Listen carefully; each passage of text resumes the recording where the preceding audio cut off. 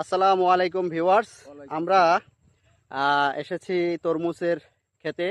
এই চরে তরমুজের কয়েকটি প্লট আকারে ক্ষেত করা হয়েছে। আমরা এক চাষি ভাইয়ের সামনে এসেছি তাদের এই তরমুজ চাষের আদ্যপন্ত জানার জন্য।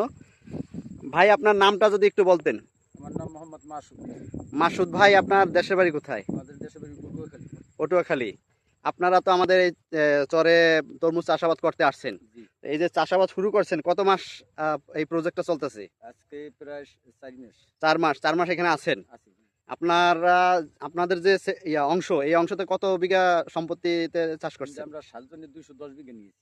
7 জনে 210 বিঘা। 210 বিঘা। এই 210 বিঘা চাষ করতে আপনাদের এই 4 মাসে যে আপনাদের সমস্ত খরচ টরচ সহ কিরকম খরচ গেছে?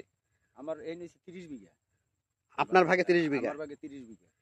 আপনার 30 বিঘা কিরকম খরচ হয়েছে? 30 বিঘায় ছকা নিয়ে আমাকে দিছি। জি, ছকা নিতে প্রায় আমার 12 লাখ টাকা। 12 লাখ টাকা।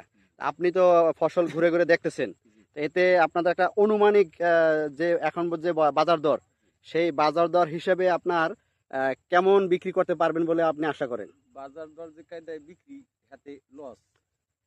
লস কিরকম লস হইতে পারে, মানে লস হয়েছে যে এই যে সিলে বৃষ্টি গেছে। জি, এই বৃষ্টিতে অনেক মাল যে আবার শিলও পড়ছে। শিল পড়ার পর মানে মাল নষ্ট হয়ে যাওয়ার পর কাঁচা পায়ে মানুষ সব ঢাকা শহর নিয়ে গেছে সব জায়গায়, যেন মুস্তাফপুর আরো মালের কোনো অভাব নেই। ওই কারণে দামটা পড়ে গেছে। দামটা পড়িয়ে গেছে। জি, তা এতে মানে একটা আছে না যে আপনার এই 12 লাখ টাকায় হয়তো আপনি কত টাকা উঠাইতে পারেন? আনুমানিক আছে যে মাল আছে আমার, আর মাল ওই বছর ওই সিলেট বৃষ্টির পর মাল ওই সময় আমার মাল পরিয়ে হবার ঠিক হয়েছিল। হুম। তরমুজ ওই সময় সিলে বৃষ্টিতে কিছু মাল গেছে গিয়া, যাওয়ার পরে আমার মাল আছে পাতলা পাতলা, তো মনে করেন 4 থেকে 5 লাখ টাকা আসতে পারে। তা তো বিশাল লস। হ্যাঁ, বিশাল।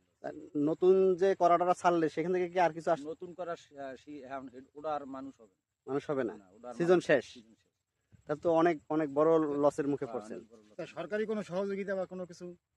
সরকারি সহযোগিতা এটা যদি সরকার যদি দেয় যে কিছু না, যদি এটা হচ্ছে যদি- স্থানীয় যদি তারা চাষি না, হইতো, তবু তো অনেক বড় প্রজেক্ট। তাইলে হয়তো একটা আমি কোনো কৃষি কর্মকর্তার সাথে যোগাযোগ করিয়ে কোনো কাজ বাজ, না, কোনো কিছু কোনো পরামর্শ নেন না? না নিই।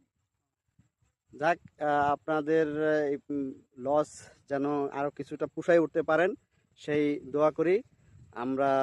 দেখি আপনাদের এই তরমুজগুলো যারা ব্যাপারী আছে তারা যেন আইসে আপনাদের কাছ থেকে ভালো দামে কিনতে পারে। আমরা সেই প্রত্যাশা করি। আজ এখানে রাখছি। বন্ধুরা, এই ভিডিওটি শেয়ার করে দিবেন। এই ভাইদের জন্য দোয়া করবেন যেন তারা তাদের এই ক্ষতি পুষিয়ে উঠতে পারে। আজ এখানে রাখছি। লাইক দেবেন, কমেন্ট করবেন, শেয়ার দিয়ে সকলকে দেখার সুযোগ করে দেবেন। আল্লাহ হাফেজ।